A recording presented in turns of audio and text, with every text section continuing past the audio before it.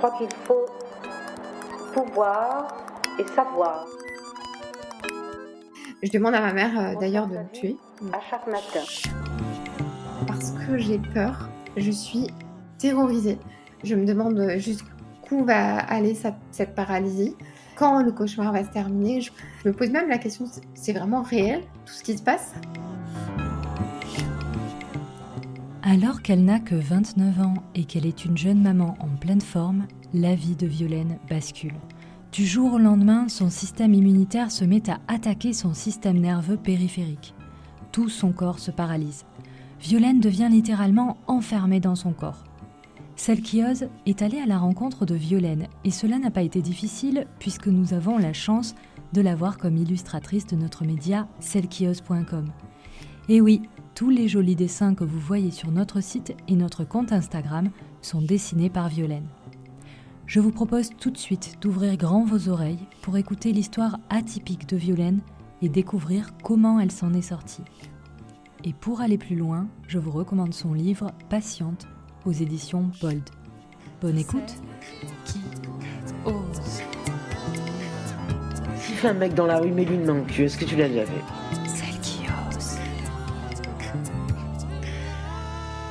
Je m'appelle Violaine, j'ai 33 ans. Je suis née dans les années 90, à Paris et j'étais une petite fille, assez solaire apparemment, d'après ce qu'en disent mes parents, assez extravertie et qui s'exprimait beaucoup à travers, le dessin. Toute petite, j'ai dessiné, peut-être par mimétisme parce que mon père, dessinait aussi un petit peu. Il faisait de la photo. Petit à petit, je me suis créé un univers, toute mon adolescence, je dessinais très souvent et j'essayais et je tentais malgré tout d'être bonne à l'école, même si, il me fallait beaucoup travailler pour que ça fournisse, des résultats. Après, rapidement vers 15 ans, heu, un petit peu poussée par ma prof d'art plastique, de l'époque, elle m'a, fortement suggéré de faire une école d'art et j'ai opté pour faire un bac, STI arts appliqués, donc ça s'appelait comme ça à l'époque. C'est un bac technologique en arts appliqués. Donc je suis rentrée, dans cette formation, avec, le rêve de devenir, peut-être, animatrice 3D, et rentrer surtout intégrer l'école des Gobelins et j'ai intégré finalement l'école Boulle à Paris en sculpture sur bois parce que, j'avais vraiment besoin de me confronter à la matière et j'étais persuadée qu'en travaillant la 3D, j'allais devenir une meilleure dessinatrice. Je me sentais, pas légitime de tenter le concours des Gobelins. J'avais été voir et je trouvais ça beaucoup trop dur à franchir et du coup j'ai renoncé. Le syndrome de l'imposteur, je sais pas, j'étais persuadée que je dessinais pas hyper bien. Clairement, j'ai manqué d'audace parce que par le manque de confiance en moi, je me suis fermée toute seule mes portes, sans avoir même tenté d'obtenir, quoi que ce soit. À partir de l'école Boulle, tout a basculé dans ma vie. J'ai cherché un peu le sens. Je me suis posé, plein de questions. J'étais perdue. Je pense que c'est un peu comme quand on a beaucoup d'attentes sur quelque chose et qu'on est hyper déçu tellement on a attendu. Très rapidement, j'ai à peine terminé l'année et je me suis orientée vers un BTS, technico-commercial dans le Jura. Donc n'importe quoi parce qu'à l'époque, j'avais vraiment surtout besoin d'une structure et d'un cadre. Il fallait que je fasse autre chose et comme j'aimais le matériau bois et que j'avais des capacités de communication et commerciales, j'ai fait l'association des 2 et pouf, je me suis retrouvée dans le Jura. Et j'ai fini par me dire: «En fait, qu'est-ce que tu fais Violaine là? Tu t'éloignes de ton projet initial». Toujours pareil, je ziotais chaque année les dates de concours des Gobelins sans avoir le courage de m'inscrire. À 26 ans, j'ai réalisé que c'était trop tard et que je ne pourrais plus jamais intégrer les Gobelins. Grande, tristesse de ma vie. Et puis, donc j'ai passé le concours de l'ESAT à Roubaix dans le Nord et je suis rentrée, j'ai intégré cette école d'art pour faire un BTS, design de produits. J'ai obtenu le BTS comme il fallait et après j'ai fait 10 années, de travail, à la fois dans le tertiaire, donc beaucoup, en banque, dans des bureaux, et je voulais absolument, continuer malgré tout. Donc le week-end, les soirs et bah, je faisais des dessins et particulièrement des livres pour enfants. Je trouve que c'est un formidable terrain de jeu, de pouvoir, émerveiller des enfants. Je trouve que les adultes, on perd beaucoup notre capacité d'émerveillement et c'est dommage. Et ça m'allait très bien jusqu'à ce que, je découvre, que même sur mes périodes de pause en banque, je dessinais. Je voyais bien que c'était quand même quelque chose que je lâchais pas, mais c'était presque vital parce qu'à l'époque, le travail prenait de plus en plus de place. Je me disais: «Mais comment font les gens qui font ça toute leur vie?» Pour moi, être audacieux, c'était prendre des risques et dans une période où je trouvais qu'on pouvait pas vraiment en prendre. Donc en fait, en me faisant des nœuds toute seule au cerveau, et ben, je me suis, coupé l'herbe sous le pied avant même, d'essayer et du coup, ça a généré beaucoup de tristesse chez moi et beaucoup de frustration et après, j'ai rencontré, un amoureux, on a fait un bébé, tout est allé très vite et je me suis dit: «Mince, là, je suis responsable d'un petit être, il faut que j'assure, il faut que j'assure, et puis pour une fois, il faut que je grandisse, il faut que j'arrête de dessiner des petits dessins partout là. Tu as 27 ans ma louloute, maintenant voilà, faut que tu remplisses le livret A de ton gosse».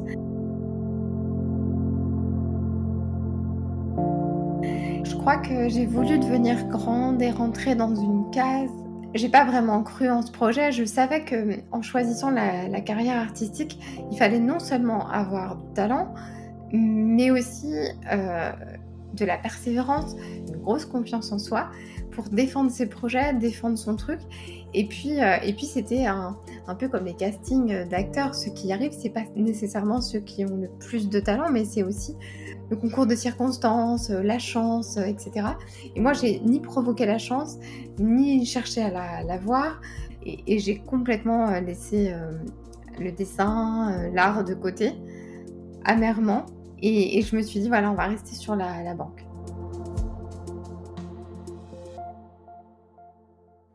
J'ai commencé à me sentir dépassée et l'année 2019 a commencé très mal. J'étais tout le temps malade, mais réellement, pour un rien, un rhume, une gastro, machin, ça n'arrêtait pas et en fait, j'enchaîne les maladies et le 14 février, je me sens pas bien, état grippal. Je laisse passer plusieurs jours, j'appelle mon médecin pour l'arrêt de travail, on se voit pas finalement, donc je ne vois aucun médecin. De toute façon, je suis incapable de sortir de chez moi, je suis clouée au lit et je ne fais, que vomir et j'ai extrêmement mal dans la tête, j'ai des vertiges, j'ai mal dans les yeux et au bout d'une dizaine de jours, on prend quand même tous un peu conscience que là, ça devient, chaotique. Je tiens plus debout, je hurle de douleur, j'ai très mal, j'ai des fourmillements, j'ai l'impression que mes dents se déchaussent et je commence presque à suffoquer, à avoir énormément de mal à trouver ma respiration et je vais une première fois aux urgences et je tombe sur une infirmière qui me dit: «Non, non, mais vous avez la grippe, rentrez chez vous, là vous êtes juste très fatigué, c'est pour ça que vous tombez chez vous» et donc moi, qui ai très peur des hôpitaux, je me contente, largement de son diagnostic à vue d'œil et je m'en vais. Tout ne va pas bien aller puisque le lendemain, c'est encore pire. Ce matin-là, on doit être aux alentours du 20 février, je décide d'appeler le SAMU parce que je suis incapable de me rendre à l'hôpital et même moi, à l'intérieur de moi, je me dis, «Si je fais rien, je crois que je vais crever». Je reviens une deuxième fois à l'hôpital. Du coup, j'attends 6 heures, aux urgences de l'hôpital, en fait, jusqu'à ce qu'un jeune interne, m'ausculte et il découvre très rapidement que je n'ai plus de réflexe. Donc là, il me demande, la confirmation du diagnostic à une autre médecin qui lui dit, «On la monte en neuro immédiatement». De là, je comprends toujours pas le rapport entre ce qui m'arrive et la neuro et en neuro, on me fait un EMG, donc un électromyogramme. C'est concrètement un examen avec un neurologue où on plante des petites piqûres, dans les nerfs et on envoie de l'électricité, enfin des décharges électriques et si on sent rien, ça va pas, ça sent mauvais et donc moi j'ai eu un EMG assez radical et assez direct puisqu'on m'a très rapidement dit: «Vous avez un syndrome de Guillain-Barré».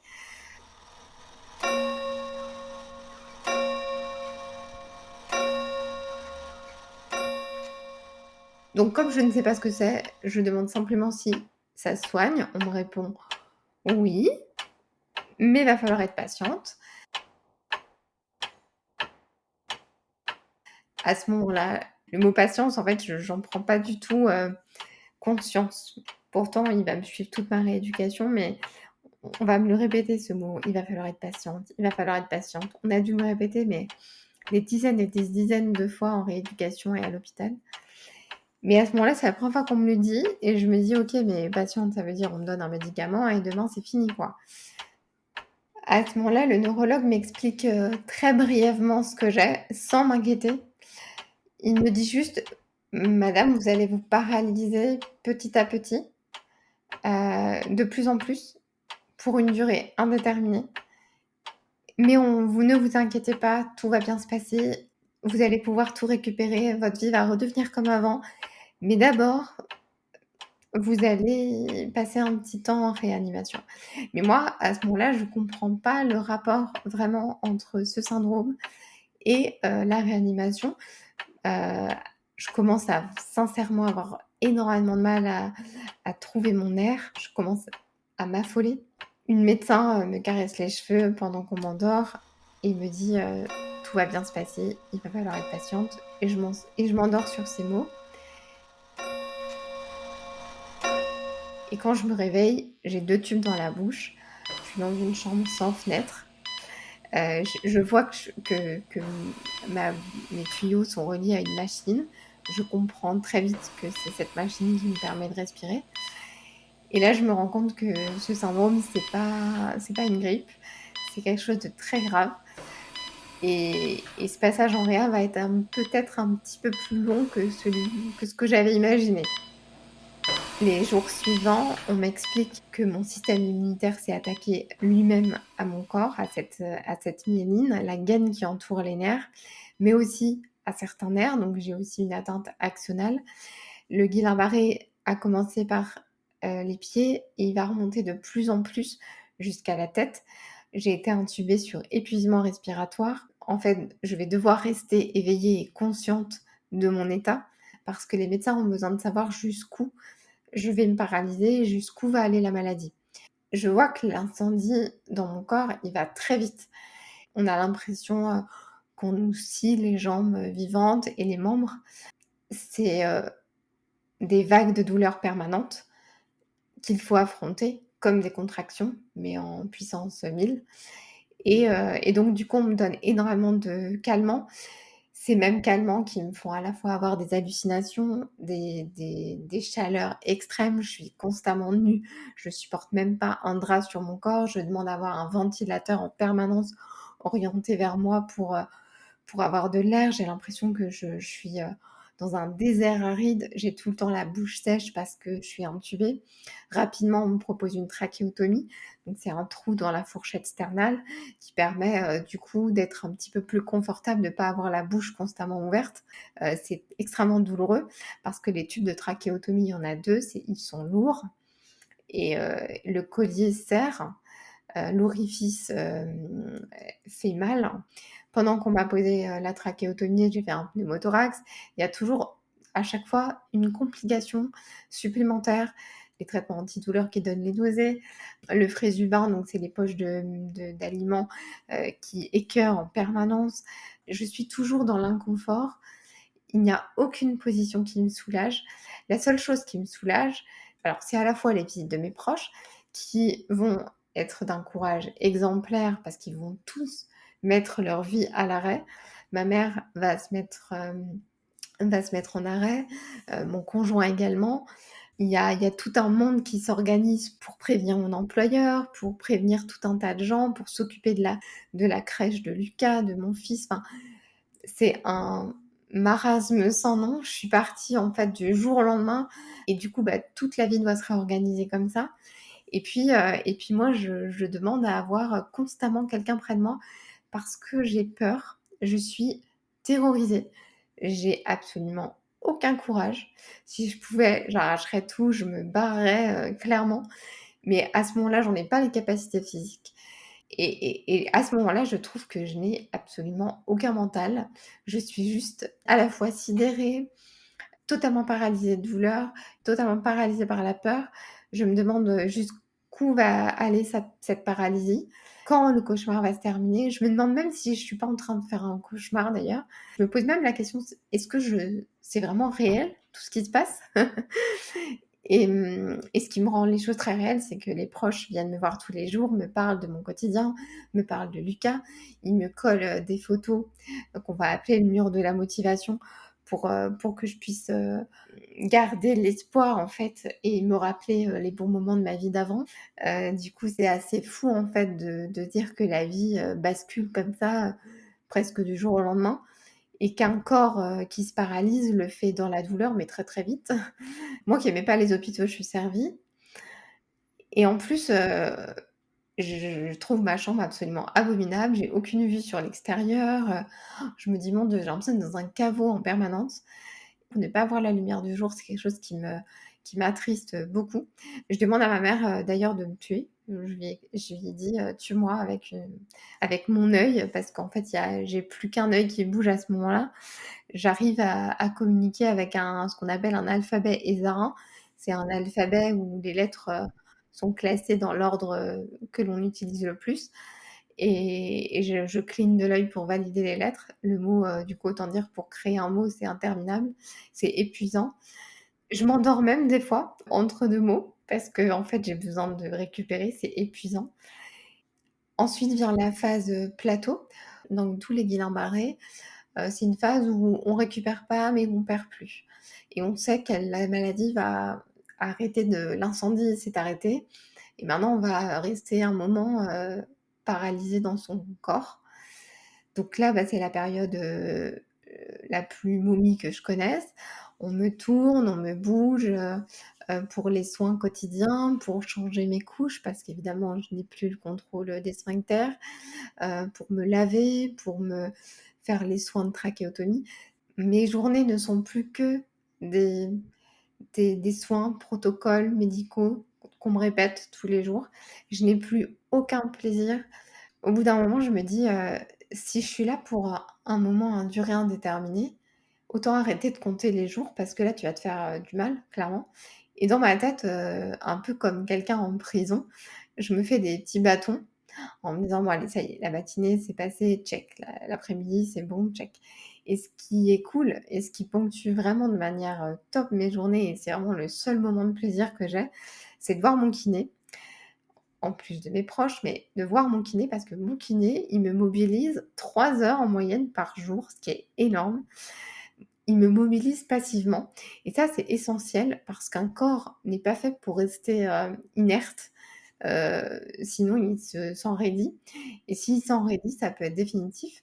Donc on me les mobilise de manière passive, et pendant ce temps-là, il me raconte sa vie, ses enfants, ça me fait énormément de bien. J'adore écouter les potins de l'hôpital, les potins tout court d'ailleurs, j'ai besoin de rêver en fait. J'adore vraiment les visites de mon kiné, et le week-end, il prend des week-ends, ce brave monsieur, il a bien besoin de repos, mais ça, j'aime pas du tout, et du coup, je demande à mes proches, de faire la même chose, et je pense que je les ai épuisés à me mobiliser passivement, pendant des heures sur les bras, les jambes, parce que du coup, pour moi, c'est quand ça s'arrête, c'est une horreur, mais quand ils le font, j'ai une pause, dans les douleurs, et ça, c'est extraordinaire. Je sens quand on me touche, je sens quand on me pose la main sur le bras, je sens tout ça. En revanche, moi, je suis plus capable de bouger, donc de moi-même.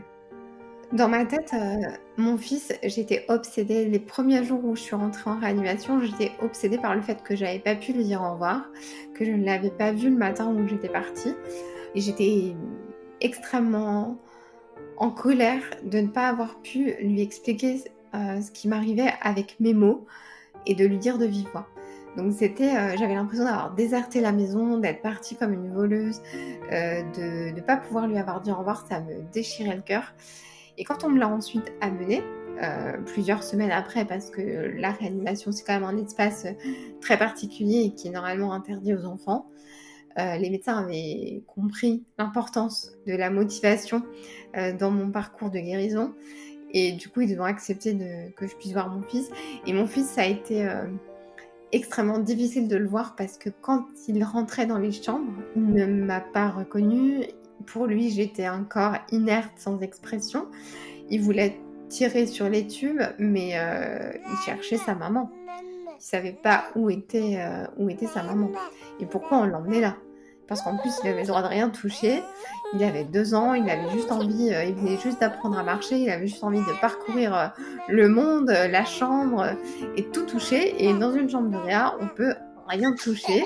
Donc concrètement, c'était pas un espace pour lui. Le voir sa petite tête, ses petites boucles blondes, pas pouvoir toucher ses cheveux, pas pouvoir lui faire un bisou, c'était terrible. Le voir me faisait presque plus de mal que de bien. Et c'est paradoxal parce que ça me remplissait de joie de le voir, de savoir qu'il allait venir, mais ça me dévastait de l'intérieur quand il repartait, parce que je me disais: «Mais en fait, j'ai perdu mon fils, enfin, il me reconnaît pas, il va oublier sa maman peut-être». J'étais vraiment très, très mal vis-à-vis de ça, et j'avais qu'une hâte, c'était de rentrer chez moi. Rentrer chez moi pour redormir avec mon bébé et lui faire plein de bisous et de pouvoir le reprendre dans mes bras et de le porter. Et ça, j'ai pu le faire que 9 mois après. Je l'ai vu, en rééducation, et cetera, mais beaucoup en fauteuil. Donc oui, j'ai pu l'avoir un petit peu sur les genoux, mais il voulait pas forcément rester dans le fauteuil.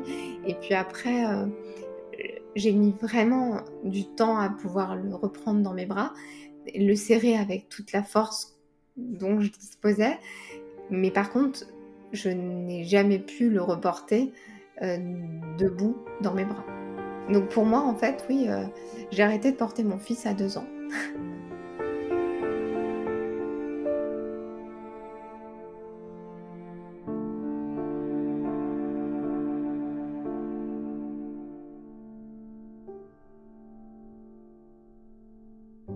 Un jour, je retrouve espoir malgré tout. Ça doit être un jour, à peu près fin avril. Fin avril, je commence à bouger mon pouce, et ça, je m'en rappellerai toujours parce qu'on l'a vraiment fêté comme une victoire.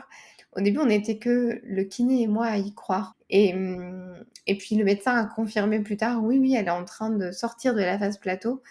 Alléluia, vraiment, là, j'étais, stupéfaite parce que j'ai vraiment eu de l'enthousiasme de toute l'équipe, soignante, qui ont été d'une bienveillance d'ailleurs, incroyable sur toute la partie, réanimation et même après.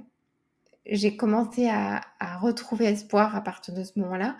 Je savais que rien n'était gagné, mais si j'avais de la volonté, j'étais persuadée que j'allais tout récupérer, que ma vie j'allais reprendre ma vie, comme avant. Donc ça m'a permise énormément d'encaisser les douleurs. Les douleurs, qui sont nombreuses quand on a été longtemps alité, on a perdu un peu le centre de gravité, donc quand on nous remet debout en vertical, c'est un effort, colossal. Il y a des vertiges, vomissements, on est incapable de se remettre à la verticale. Et donc du coup, on me sangle sur mon lit d'hôpital, sur des tables de verticalisation pour pouvoir me réadapter à tout ça. Donc c'est tout un parcours, de rééducation qui commence, mais qui est plein d'espoir pour moi. En plus, je suis entourée vraiment de kinés ultra bienveillants, ultra solaires, ultra optimistes, donc je peux pas être négative, en fait. C'est impossible. Je pense que l'entourage, il fait pour, beaucoup. Et rapidement, en fait, je récupère. C'est vrai que le premier objectif qu'on m'a donné quand, j'ai commencé à récupérer, c'est: il va falloir, pour sortir des chambres de réanimation, il faut être capable de respirer tout seul. C'est la première chose avant tout, avant les sphincters, avant la nourriture, avant tout ça. Il faut, enlever, la trachéotomie et être capable de respirer seul. Donc ça, c'est un long processus. Moi, je pensais concrètement qu'on enlevait le bouchon et hop, c'était fini. Eh bien non. Non, non, j'étais carrément à côté de la plaque. Il faut, se sevrer par petit peu, et c'est ça qui est très difficile parce que je pensais pas devoir réapprendre même à respirer. Donc petit à petit, je mets plusieurs semaines malgré tout, et puis un jour, on décide, voilà, que je suis prête. Je suis morte de trouille. J'ai carrément, peur de me séparer de cette machine. C'est assez dingue, mais finalement, en fait, j'y suis arrivée, et ça, c'est comme quand on apprend à faire du vélo, à un moment donné, il faut se lancer. Bon, bah, la respiration, c'est pareil, quoi. Quand j'ai pu reparler, enlever cette trachéotomie, les premiers mots que j'ai dit, c'est «je t'aime» à mon conjoint, de l'époque, qui s'appelle Sébastien. Et je lui ai dit «je t'aime» parce qu'il est resté, tous les jours en réanimation. Et ce que j'ai trouvé incroyable, c'est qu'il n'a jamais pleuré devant moi, ne s'est jamais plaint, a toujours été d'une humeur extrêmement constante. Presque bizarre du coup, parce qu'on pourrait penser que c'est un manque d'amour et cetera vis-à-vis de moi, mais pas du tout. C'était vraiment sa manière à lui d'être fort. Il pleurait en fermant la porte, mais ça je l'ai jamais su.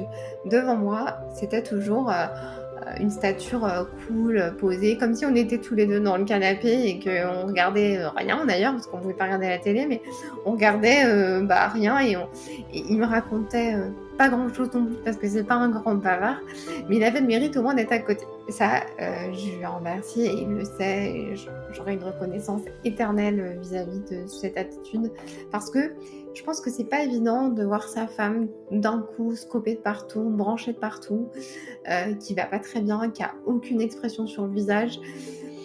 Donc tout ça fait que j'ai dit «je t'aime», ce sont les premiers mots que j'ai dit à mon conjoint. Donc à partir du mois de mai, je peux rentrer, j'ai une place, on me trouve une place en rééducation.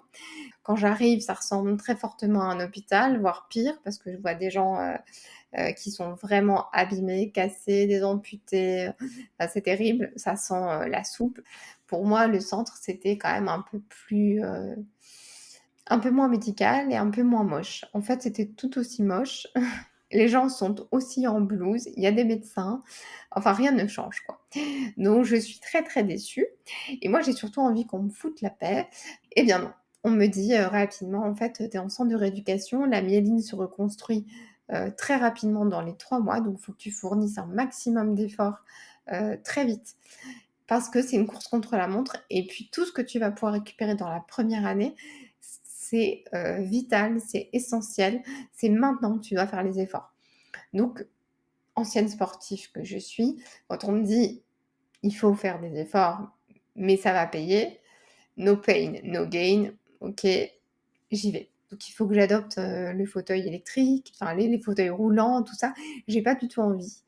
J'ai un rejet total de ce machin-là. Le fauteuil, électrique, j'en veux pas parce que pour moi, ça fait vraiment tétraplégique et moi, je suis pas une tétraplégique. Donc au début, ça m'amusait pas du tout, puis après, j'en ai pas mal rigolé, mais j'avais vraiment du mal à rester en ligne de droite. Les garages, on n'en parle même pas. La marche arrière, c'était cata. Enfin voilà. Je rencontre aussi ma kiné, je regrette amèrement mon kiné Guillaume. Je rencontre Mireille qui, de prime abord, n'est pas très sympa. En fait, c'est un amour de dame, mais sur au premier abord, elle est assez froide et elle est surtout très factuelle et elle me dit, «Violaine, tu as eu un SGB très grave, très sévère». C'est la première fois que j'entends quelqu'un me dire: «Ton SGB a été très sévère, il est possible que tu ne récupères pas tout. Tu vas certainement avoir des séquelles». C'est la première fois qu'on me le dit et moi qui m'accrochais beaucoup à «Tout va bien aller, tu vas tout récupérer et tu vas récupérer ta vie d'avant, tu vas recourir, remarcher». Là, c'est un parpaing, quoi, que je me prends dans la tête.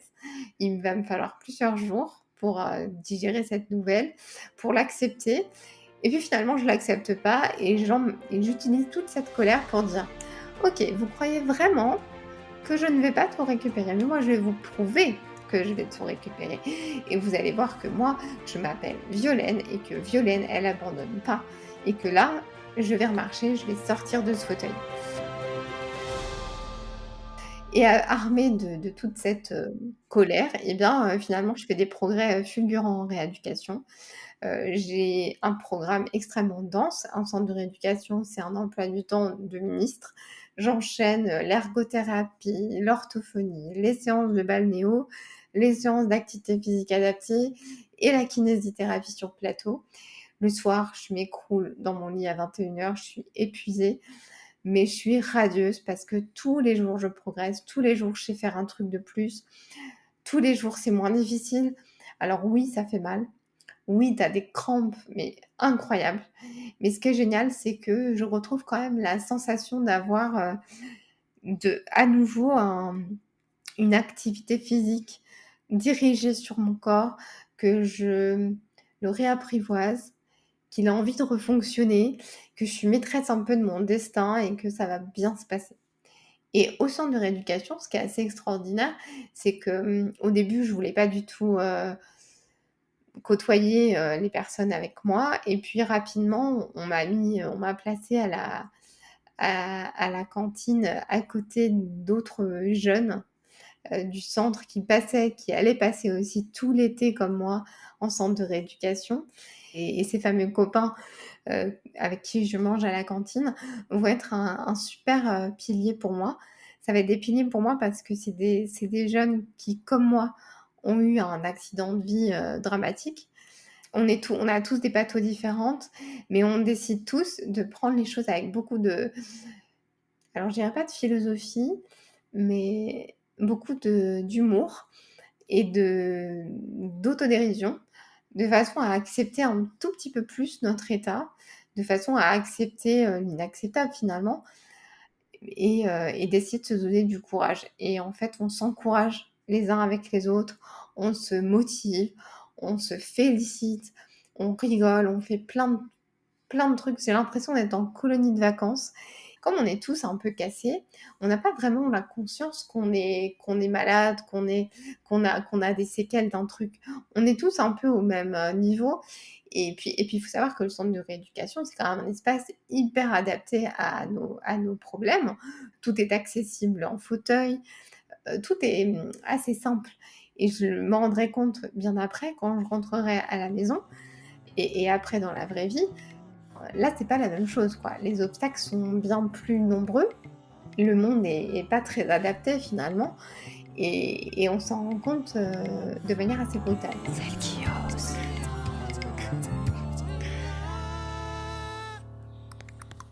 Je sors, du centre de rééducation, je marche en canne.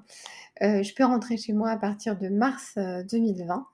Quand je reviens chez moi, tout me paraît différent, je me sens étrangère dans ma propre vie. Je retrouve pas mon quotidien, je retrouve pas, des ouais, non, j'ai l'impression de pas retrouver ma vie. J'ai changé, j'ai énormément changé, en fait, physiquement comme, mentalement. Physiquement, je me reconnais plus dans le miroir et mentalement, j'ai l'impression qu'une éternité s'est écoulée. Je suis ravie de retourner chez moi, sauf que je n'y attendais pas, mais le monde fait face à une épidémie, mondiale de Covid-19.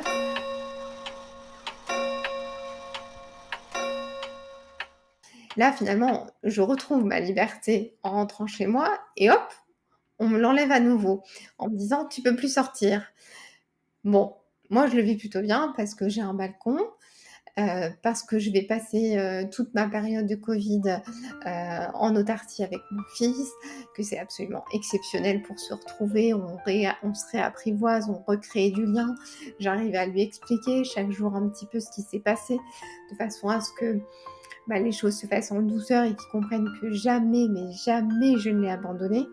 On joue aussi beaucoup avec mon fauteuil roulant, il l'appelle sa voiture.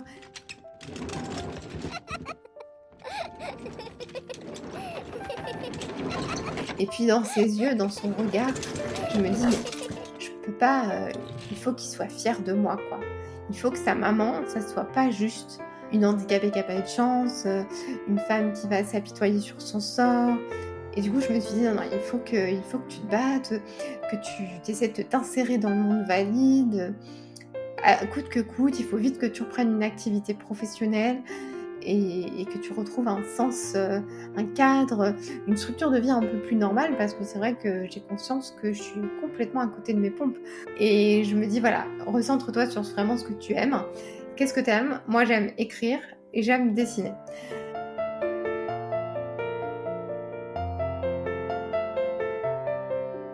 Dans la vie, qu'est-ce qu'on peut faire avec ça en gagnant de l'argent, de manière, relativement, stable et pérenne? Et un peu par hasard, grâce à ma sœur, j'ai été voir un métier qui s'appelle, rédactrice ou rédacteur web. un métier, que je ne connaissais pas du tout. Je savais pas qu'on pouvait, être payé à rédiger des textes optimisés pour le web et je suis tombée sur des vidéos, YouTube de Lucie Rondelet, qui est formatrice en rédaction web, qui est aussi consultante en stratégie, digitale et qui, vivant à Nouméa, postait des vidéos hyper paradisiaques, de la rédac web et j'avais l'impression que cette nana, au bout du monde, me parlait, sur mon balcon et me parlait comme une sœur, comme une copine, et parlait avec une grande, à la fois passion et simplicité d'un métier, nouveau. Bonjour à tous, c'est Lucie du blog formation rédactionweb.com et j'ai choisi aujourd'hui de vous parler de mon parcours avant de devenir rédactrice web. Et pour ça, j'ai décidé de me mettre au pied d'un houppe, une espèce endémique à la Nouvelle-Calédonie. C'est un très très bel arbre. Alors donc, en ce qui concerne mon parcours... Tu pouvais travailler de chez toi ou d'ailleurs, il y avait une grosse flexibilité horaire. Je me suis dit, donc en fait, ça veut dire que je pourrais travailler sans qu'on me voie handicapée. C'est parfait. Ça cochait toutes les cases. Et je me suis réorientée en rédaction web SEO grâce aux vidéos paradisiaques de Lucie, qui en plus avait l'air méga sympa. Au blogging et à l'infoprenariat, au web entrepreneuriat, et donc aujourd'hui je suis hyper heureuse d'avoir commencé l'aventure de la rédaction web. Et j'ai découvert après quelques mois de formation qu'en plus d'avoir l'air sympa, elle l'était.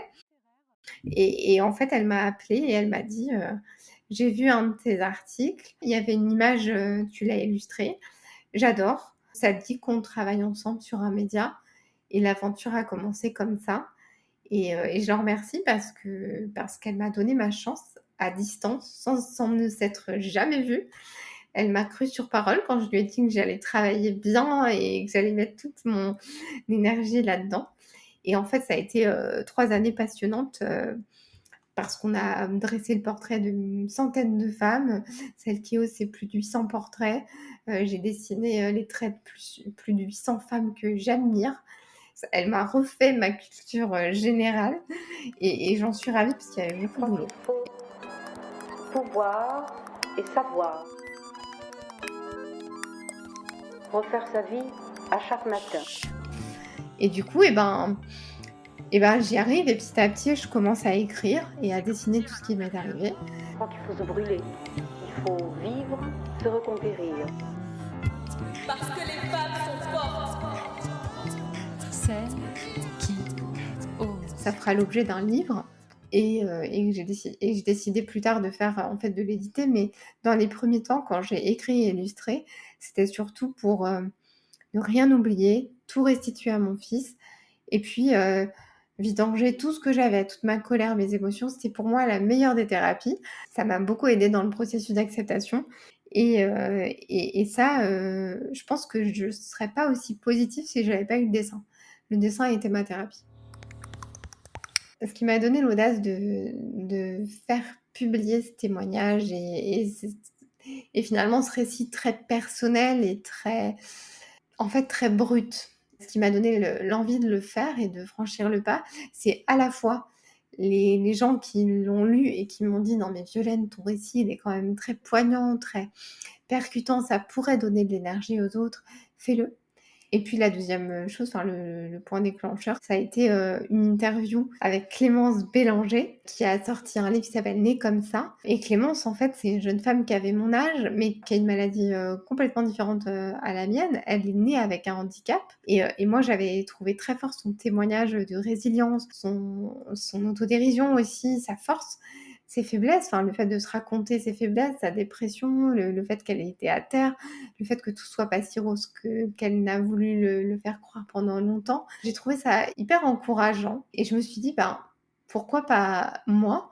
Parce que mon histoire est singulière et parce que moi, quand j'étais en rééducation, j'ai pas trouvé de livre avec des femmes qui d'un coup devenaient handicapées, devaient d'un coup rester dans un centre de rééducation pendant de longs mois et qui étaient mamans séparées de leur enfant.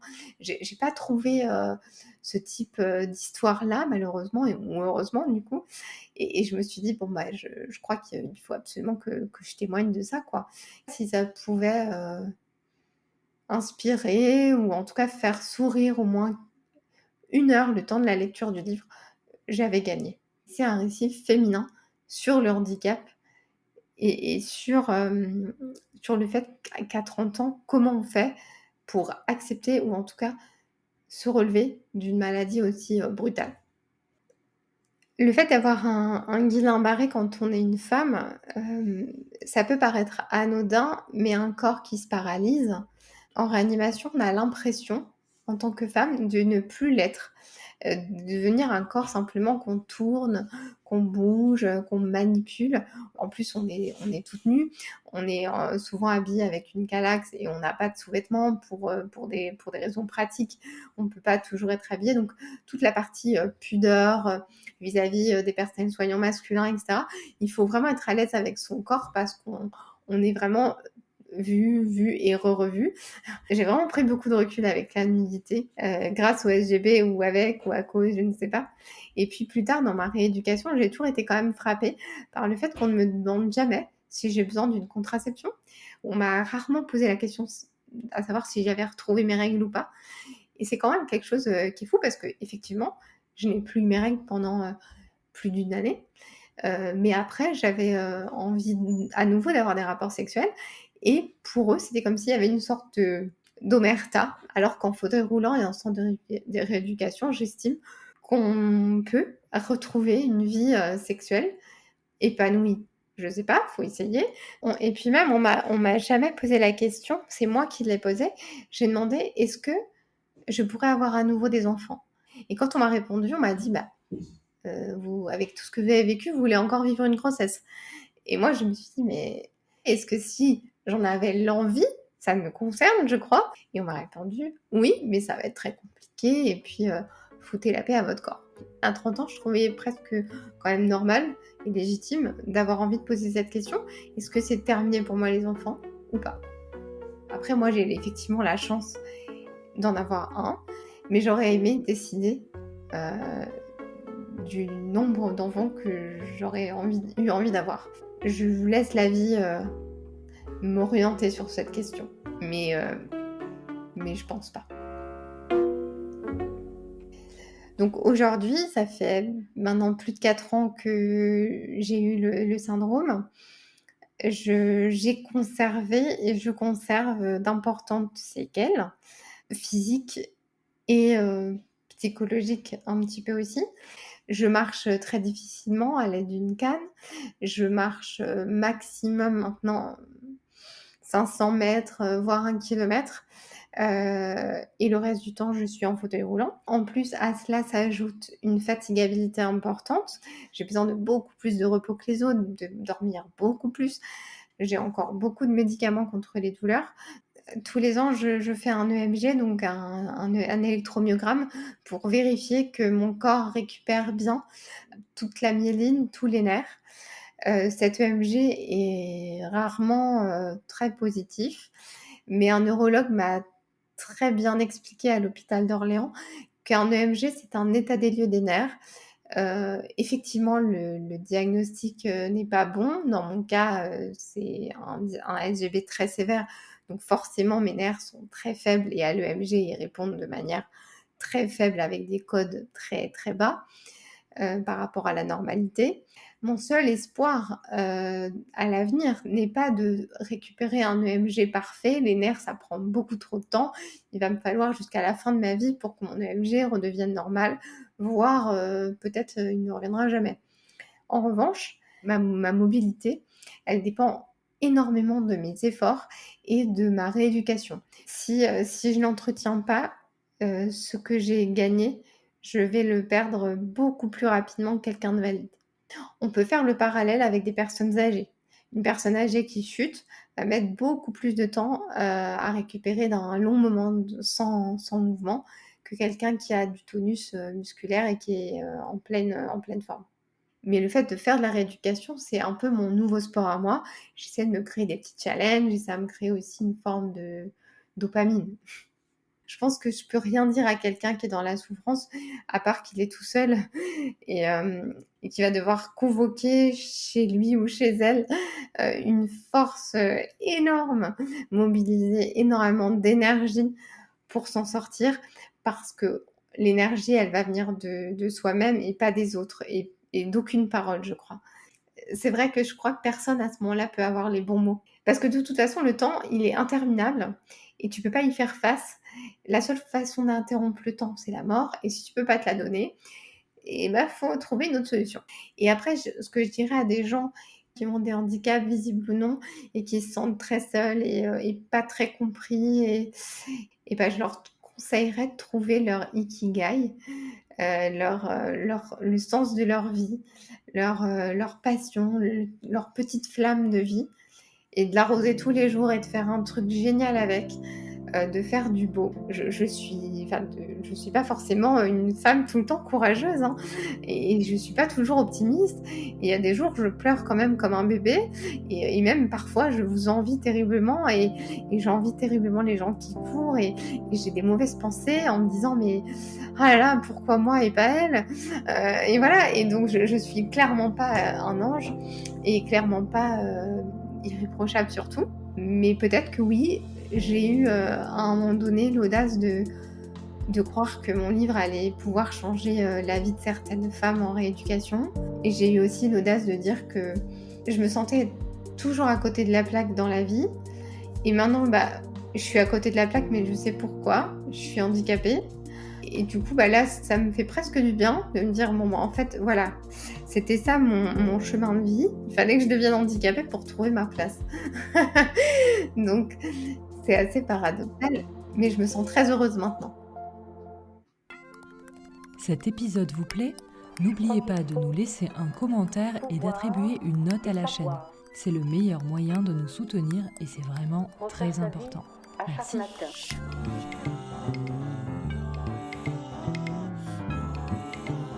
C'est grandir à l'intérieur. Je crois qu'il faut se brûler. Il faut vivre, se reconquérir. Parce que les femmes sont fortes. Celle qui ose. Siffle un mec dans la rue, mets-lui une main au cul. Est-ce que tu l'as déjà fait?